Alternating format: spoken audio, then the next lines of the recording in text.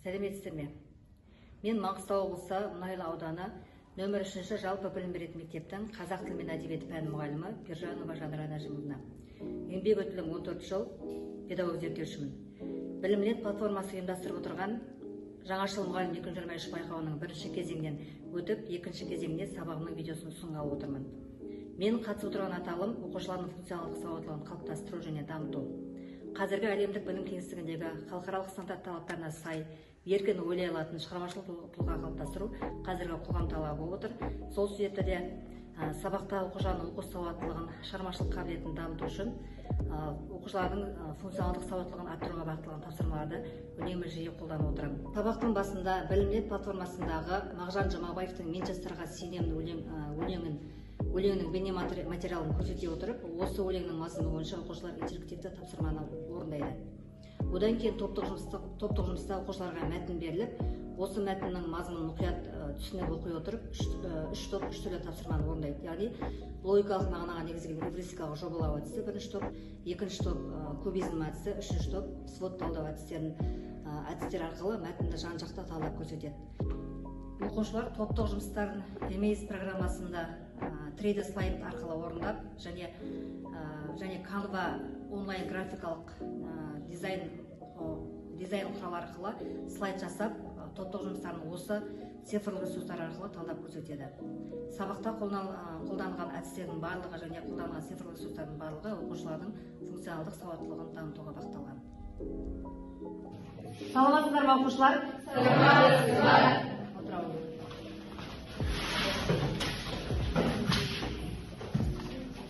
Балалар, бүгін қазақ тілі сабағы, бүгінгі сабақтың тақырыбы жастар туралы көзқарастар. Бүгінгі тақырыпты кітаптан оқулықтан ашайықшы.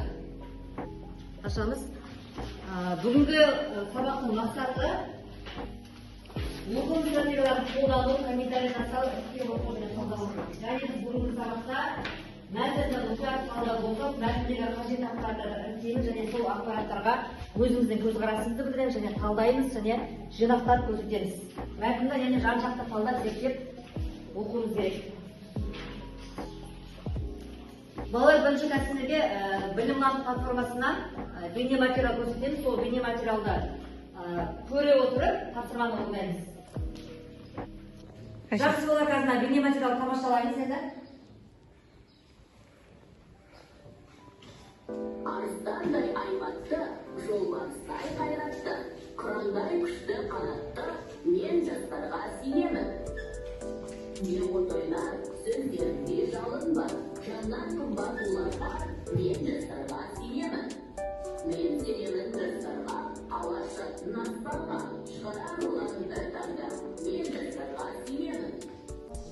Балалар, біз бейне материалды тыңдап көріп болдық. Онда осы материал менің өлеңнің мазмұны бойынша осыны білімлаттарға тапсырманы өзіміздің телефонымыз арқылы орындайық.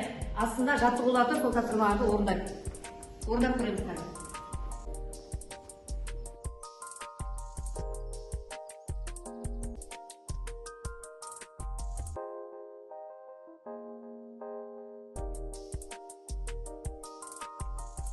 Жақсы балалар, олай болса, біз орындаған тапсырмаларымыздың жауабын тексеріп көрейік. Қалай орындадық, қалай жауап бердік, тақтаға қарай қояды. Арыстандай айбатты, жолбарыстай қайратты, қырандай күшті, саламатты, мен жастарға сенемін. көздерінде отырған сөздерінде алындар, жаннан қаларларға, мен жастарға сенемін. Сен тапсырмадан әдістемекте сөздер сәйкестіреді. Айбатты қай сөзге сәйкес? Жолбарыстай. Арыстандай айбатты, арыстанға сәйкес қой. Қайратты деген сөз қай неге сәйкес? Күшті қанатты кім? Қандай күшті? Айбатты сөзіне мәндес сөз қайсы? Күшті. Тексерген кезде мысалы дұрыс шықты, иә? Келесі жолбарыстай қайратты тіркесінің мағынасы қандай? Жолбарыстай күшті. Үш топқа үш түрлі тапсырма береміз. Бірінші топ сендер логикалық мағынаға негізделген эвристикалық жобалау әдісі арқылы оқулықтағы мәтінге талдау жасайсыңдар. Екінші топ сендер кубизм әдісі арқылы сол мәтінді алты қырынан талдау жасайсыңдар. Үшінші топ свод талдау әдісі арқылы мәтінді төрт қырынан талдау жасайсыңдар. Түсіндік қой, одан мәтінді мұқият оқимыз, оқулықтағы мәтінді ашады. Жастар туралы көзқарастар деген мәтінді ашып оқимыз.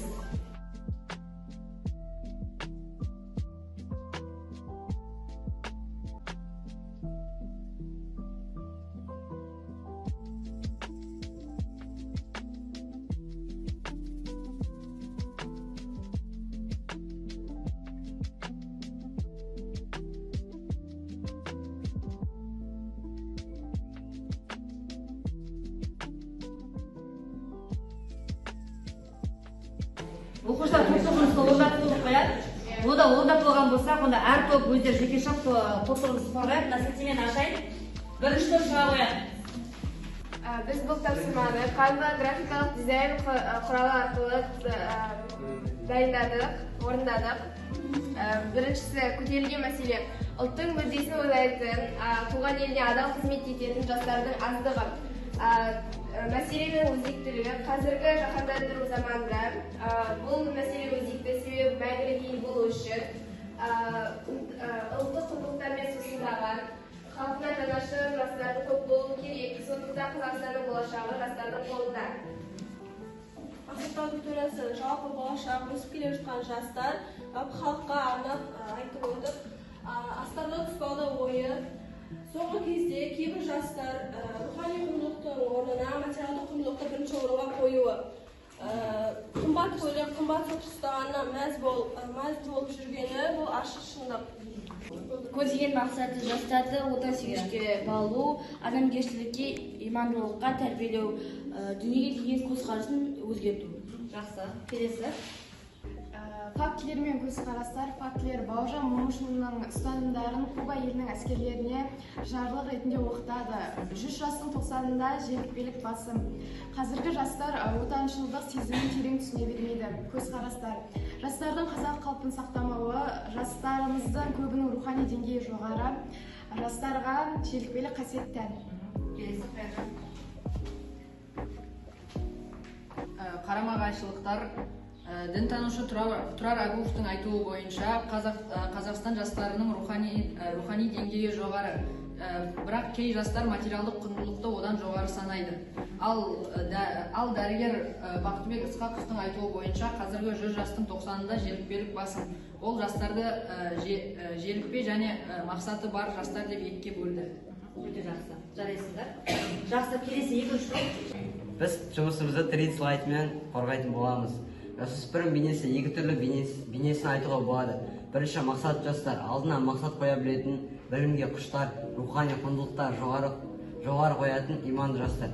Еліктегі жастар, жетпе жастар. Жастардың ғаламторға иіріміне түсіп, теріс жолдарға бұрылып кетуі, мейірімділік қасиеттері азаюы, ойнап жүріп, аңдамай от басуы.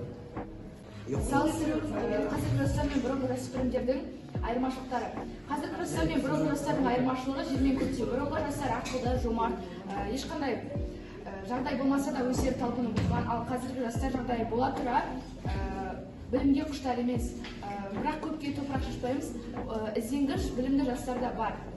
Бұрынғы жастарда телефон, әлеуметтік желі болмаған. Сол себепті қазақ қалпын сақтаған, ал қазіргі жастар ғаламторға әуес, телефонға әуес. Сондықтан оларда желікпелік қасиет басым. 21 ғасыр жасөспірімдері басқа заман жасөспірімдерден ерекше.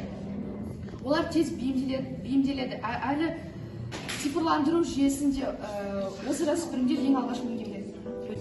Олжа, ендігі 10 жылдық жасөспірім қандай болмақ? 1. Ғаламтордан тек пайдалы ақпарат қарасақ, кітапты көп оқып, тек білім алуға көңіл бөлсек, білім мен тәрбиені қатар алсақ, материалдық құндылықтарды, рухани құндылықтарды жоғары қойсақ, бір-бірімізге қамқор болып, жаман қасиеттерден аулақ болсақ, бойымызда отансүйгіштік, адамгершілік қасиеттерді қалыптастырсақ, ендігі 10 жылдық жасөспірімде үлгі болсақ, олар да жақсы азамат болып қалыптасады. Өзгеруді бүгіннен бастауымыз керек. Жарайсың, керемет. Жасөспірімдер заманға еліктегіш пе? Жастар еліктегіш болғанда болып жатқан жаңалықтарды тез қабылдап, оны ой сүзгісіне өткізбей жатып қойға сіңіріп үлгереді. Басқа танымшылық өзге елдің тың дүниесін айна қатесіз көшіру бүгінгі қазақ жастарының көпшілігіне тән қасиет. Осы орайда көп дау туатыны рас. Әрине батыстан алатынымыз көп, бірақ еш сұрақ даусыз батыстың бар болмысын қайталап қазақтың жерде қалыптасқан дәстүрлеріне қайшы келуі мүмкін. Тіпті өзінің қазақ екеніне арланып, өз тілінде емес, өзге тілде сөйлейтін діни адасушылықтар, терроризм жастар арасында кесірінің таралуы қоғамымыздың өзекті проблемасы болып отыр. Жарияла, әр заманның жасөспірімі өз заманына сай. Қазіргі таңда X, Y және Z ұрпақтары туралы жиі айтылып жүр. X ұрпақтары 1963 жылдан 1983 жылға дейін туған адамдар. Олардың ерекшеліктері өзіне ғана сенім арта алады. балама ойлайды, әлемде болып жатқан нәрселер туралы хабардар болып отырады. Y ұрпақтары 1983 жылдан бастап 2000 жылға дейінгі аралықта туған адамдар. Олардың мақсатқа жету мен жетістік туралы түсінігі өзгеше. Көп жағдайда кәсіби өсуін төменгі деңгейден бастауды ұнатпайды. Z ұрпағы 2000 жылдан бастап туған технология тілін меңгерген бүгінгі жастар. Бұл адамдардың есебінде қандай тұлға болатыны кәсібилік тұрғыда бағалауға әлі ерте, яғни болашақта қандай болатыны белгісіз. Бұндай балалар индиго балалар, ерекше дарынды, ерекше философия мен дүниетанымға ие, қолында гаджетпен туылған балалар. Алайда оларды нағыз цифрлы балалар деп атауға болады. Қорытындылап, жастар ел болашағы, ата-ана отанының үміті. Сенімнің үддесінен шығу үшін жастар тәрбиелі, әрі білімді болуы қажет. Кез келген ортада бәсекелестік болатыны рас. Заңға жазушы Мұхтар Әуезов айтқандай, қашанда халық пен халықты, адам мен адамды теңестіретін нәрсе білім ғана. Жастар кез келген жұмыста өзін жақсы қырынан көрсетуі керек. Өзіне берілген жұмысты жауапкершілікпен орындап, жетістікке жетуі тиіс. Егер осындай жастар қауымы тәрбиеленсе, мемлекет пен жастардың болашағы жарқын болады. Ата-бабадан мұра болып қалған ұлан-ғайыр жерімізді, ана тілімізді, дінімізді, халқымызды, тарихымызды мәңгіге сақтап қала аламыз. Сол үшін болашаққа қарай нық сеніммен қадам басу керек. Жарайсыздар, керемет. Біз Canva бағдарламасы арқылы өз жұмысымызды қорғаймыз. Күшті жағы жастардың рухани деңгейі жоғары, білімділігі арқылы қоғамдық ортада пікір қалыптастыра алады, адамгершілікке, имандылыққа деген бетбұрысын, білім ұлтын оқтай білетін, отанды сүйетін жастар бар. Жастардың білімге құлашыруы және алдына мақсат қоя білетін жастар бар. Жарайсың, келесі. Әлсіз жағы.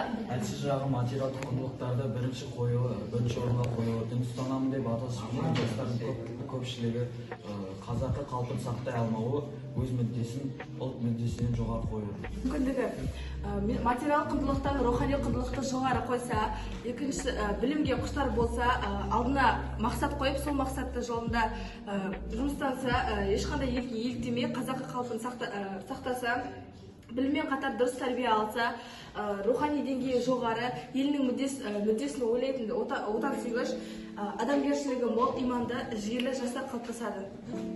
Қауіп-қатер, материалдық құндылықты жоғары қойып, жастарымыздың сақталып кетуі, дінді ұстанып адасуы, қазақ халқын сақтай алмауы, әр халықтың киім-киісіне, мәдениетіне, дәстүріне еліктегіш мінез жастардың болуы, дүниеге көзқарасы төмен, білімнің мағынасын түсінбейтін жастардың болуы, отанға деген сүйіспеншілікті сезінбейтін жастардың, өз мүддесін ойлайтын жастардың көбеюі, тек сөз жүзінде айтатын, іс жүзінде әрекет жасамайтын жастардың болуы еліміздің мәңгіге болып қалыптасуына қауіп төндіреді.